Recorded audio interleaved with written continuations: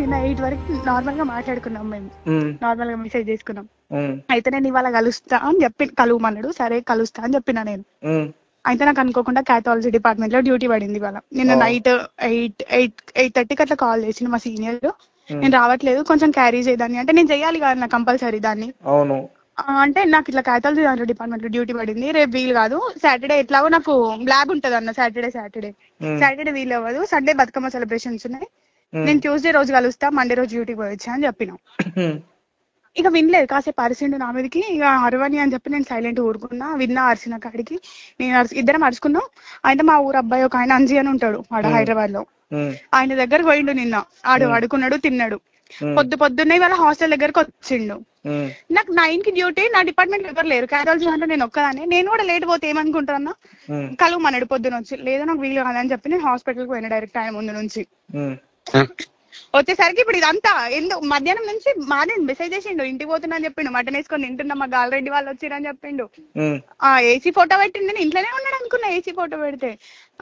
నేను ఆల్రెడీ నాకు కొడుతుంది, నేను ఎంత సైలెంట్ పడినంటే ఏదో కథకే ఉంది వాళ్ళ అని చెప్పి. ఇప్పుడు సడన్ గా ఫోన్ చేసి ఇదంతా రచ్చా. నేను ఇంకా హాస్పిటల్ ఉండి ఇంతకు ముందు హాస్టల్ పోలే, హాస్టల్ ముందుకు పోయిండంట, నేను లేనని చెప్తే నమ్మలే, లోపల వరకు వెళ్ళిండు.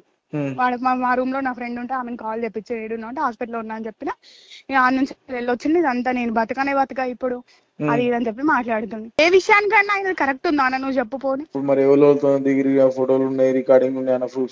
ఒక రికార్డింగ్ చూపెట్టమన్నా జస్ట్ అంతే, అది ఒకటి మనదైతే ఒక మాట, వేరేటలో అయితే ఒక మాట మాట్లాడొద్దు.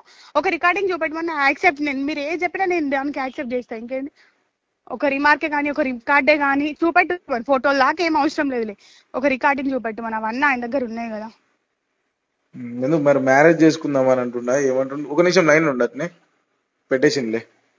మ్యారేజ్ చేసుకుందామన్నా, దేని గురించి మ్యారేజ్ అన్నా? నేను రాజన్నకి, శ్రవంతక్క వాళ్ళ ఇంటి పక్కన ఉంటారు కదా, వాళ్ళతో కూడా రీసెంట్ గా 10 days బ్యాక్ మాట్లాడిన. రాజన్న కూడా అప్పుడప్పుడు చేసి అడుగుతాడు, మీ అత్త అడుగుతుంది ఇట్లా అని. నేను చెప్పిన అన్న, ఇంకో 1.5 month అయితే అకాడమిక్ ఇయర్ అయిపోతుంది, నా గ్రాడ్యుయేషన్ డే అయిపోతుంది. ఇంత చదువు చదివించినప్పుడు గ్రాడ్యుయేషన్ లో మమ్మీ డాడీ ఉండాలి కంపల్సరీ.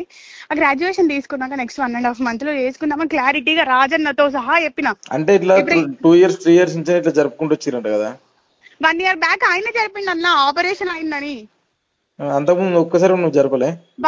అంతకుముందు ఒక్కసారి కూడా నేను జరపలే. ఈ 3 months నుండే నేను జరుపుతున్నా గ్రాడ్యుయేషన్ డే గురించి. అది కూడా 1.5 month హాస్పిటల్కి వచ్చినాక 1 month కి చేసుకునేది ఉండే.